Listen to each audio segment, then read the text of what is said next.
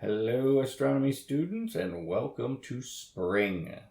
As usual, starting with our iconic constellation, we start with Leo the Lion.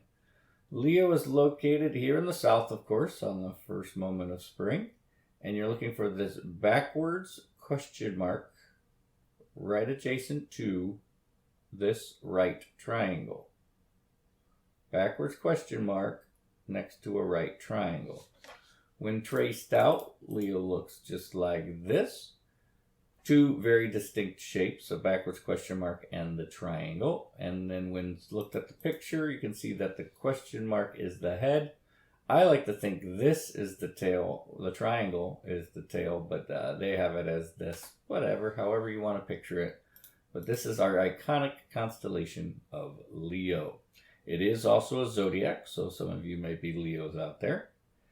The other thing with Leo is he's got an alpha star that you're required to know, and it is you can think of it as the bottom of the question mark, or maybe even the dot of the question mark, and that is Regulus. Regulus translates into Little Prince, and you can think of it as the lion is the king. This is maybe a little version of that, as in Little Prince, right there as Regulus at the bottom of the question mark. Our next constellation is another zodiac constellation. Sadly, it's the faintest one of the entire sky, and that is Cancer the Crab. Sorry, Cancers, but your constellation is just not visible. It's like Aquarius, but it's this upside down letter Y out in front of Leo. Now, to turn off the lines here, you'll see that it is hopefully visible on the screen, but this backwards question mark of Leo, that's our icon. He's looking at Cancer, these four stars forming an upside down letter Y. These are super faint in the sky, not visible here in Tulsa, but if you know where to look for it, you at least know that it's there. If you look forward from Leo and you get to Gemini from the winter here, then you know you went too far. So that's a good judge to find where Cancer is. It's a little bit in front of Leo, but it's not all the way to Gemini, so you can kind of think it's about right halfway in between the two. Cancer, this upside down letter Y. Now, when illustrated, it is Cancer the Crab. That's how they picture a crab. I honestly just picture the whole upside down letter Y as being the claw. This is sort of the arm and the pinchers of the claw. But however you want to picture it, this is Cancer the Crab. Our final zodiac constellation of the entire sky is Virgo the Maiden. Virgo the Maiden is located just behind Leo, so what you want to do is find the question mark, then find the triangle, use the hypotenuse of that triangle, and use that as a line to take you down into Virgo. So that's a great way to get you led into the constellation of Virgo. Now what you're going to find, I don't care for the tracing that the planetarium uses. My preferred way of tracing it is just the bright 5 stars in it. So there's the tail of Leo, follow it down. You're going to run right into this star, which is going to be the middle of these 3, and then that one and this one. So I trace out these 5 stars into, I guess, an upside down curvy V. Helps me to also remember this is Virgo, as Virgo begins with a V. So this is the constellation Virgo, one of the larger of the zodiacs for sure. She does take up an awful a lot of space as far as being a zodiac, or the area that she takes up.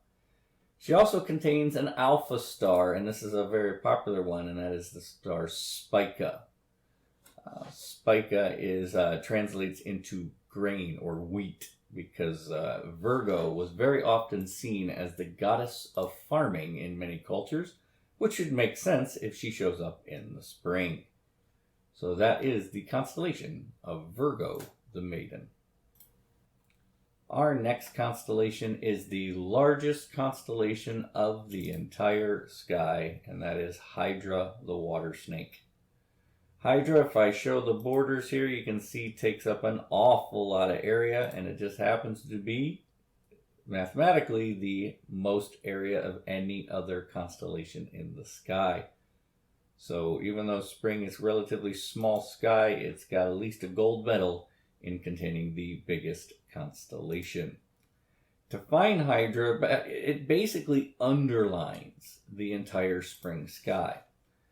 Now, how to start is find the heads, this little trapezoid. The way to do that is to first find Leo, the icon.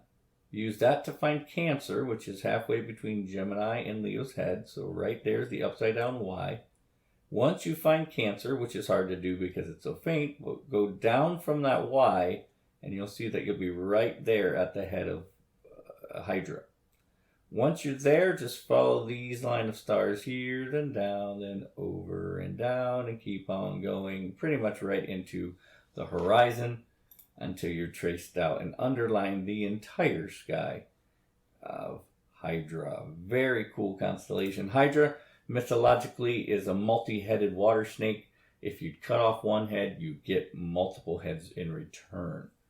It's kind of the lore of Hydra. The next constellation in the spring sky we're going to go over is Corvus the Crow. Now, Corvus is a quite visible constellation compared to most of the others in the spring. It has to do with its 4 decently bright stars, but more so because of its shape. That little trapezoid shape right here, that draws the eye pretty easily. And so this one should be able to be, you should see this one here in the Tulsa sky here. The way to find Corvus the Crow is actually find yourself Virgo first. So find yourself Leo, our icon. Use the tail of Leo to draw you down to Virgo, as we've done before.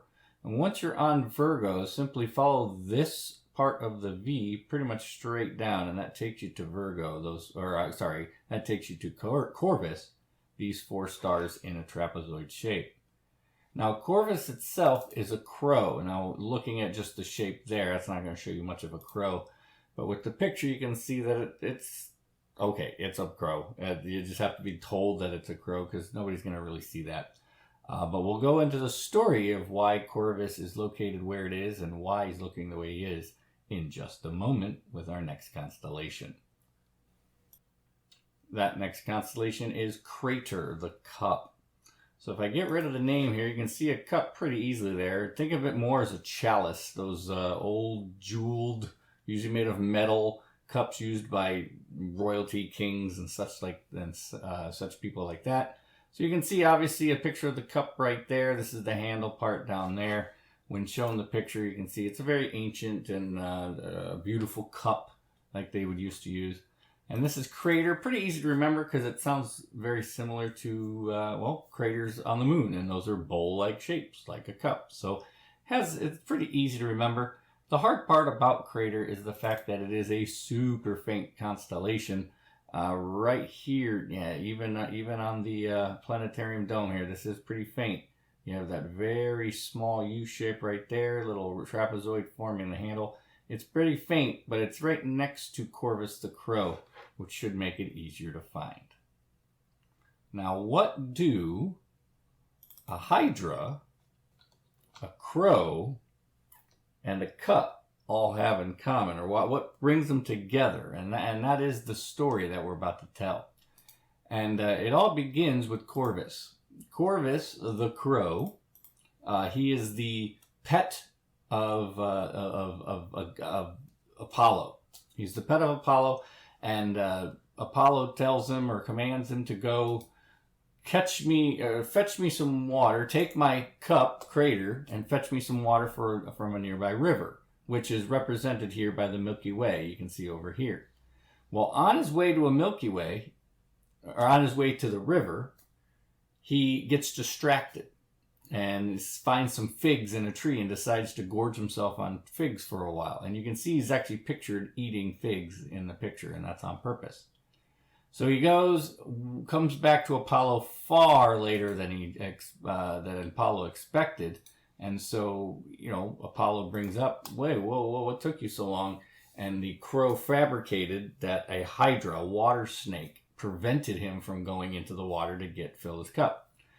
And so, of course, the gods saw through this lie and punished the crow and all 3 of them with this, and it sort of put all 3 of them together for a reminder in the sky saying, don't lie or you will be punished, that kind of thing. So These three are connected in that little story of Apollo. His pet going to get water, lies about a water snake, and that's why you see all three of these together in the sky. The final constellation of the spring sky is the constellation of Boötes. Now, I'm very aware this looks like it should be pronounced booties, and we often do in the planetarium for fun, but the proper pronunciation is pronouncing both O's, and that makes it Boötes. Boötes is the herdsman. Just this herdsman in the sky. Not too many stories about him in the sky, at least that I've heard of.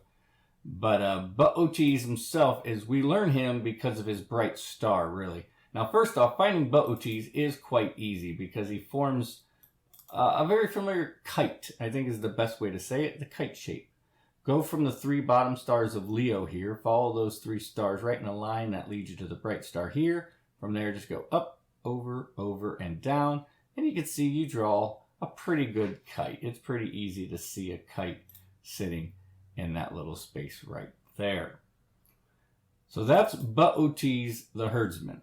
Now, the reason we learn Boötes more is because it contains the fourth brightest star in all of the sky, and that is the star Arcturus. So Arcturus is that base star. It's the alpha star of Boötes, and it's that one on the bottom here. Take the three stars of Leo and simply go straight across the bottom, and that points you right to Arcturus. Now, if you do remember from our list in the dome, you will see that overall, Arcturus is ranked the fifth brightest star, but that does include the sun. So ignoring the sun, this is the fourth star in all of the sky. The second brightest in the northern hemisphere, if you ignore the number 2 and 3 because of the fact that they're not seen in our skies. So very bright star here in Arcturus. And with that is our spring sky. Again, icon constellation of Leo right there with its alpha star Regulus. Cancer the crab, our faintest zodiac out in front. Follow the tail of Leo down to Virgo. Find this upside down V the way I trace it, and that is Virgo the maiden. Brightest star being Spica.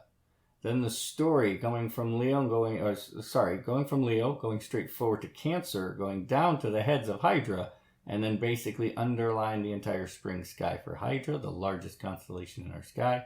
It's connected with Corvus and Crater above him. And finally, the bottom three stars of Leo go across, and that leads you to the bright star Arcturus connected to Boötes, the herdsman. I'll see you next time for the northern sky.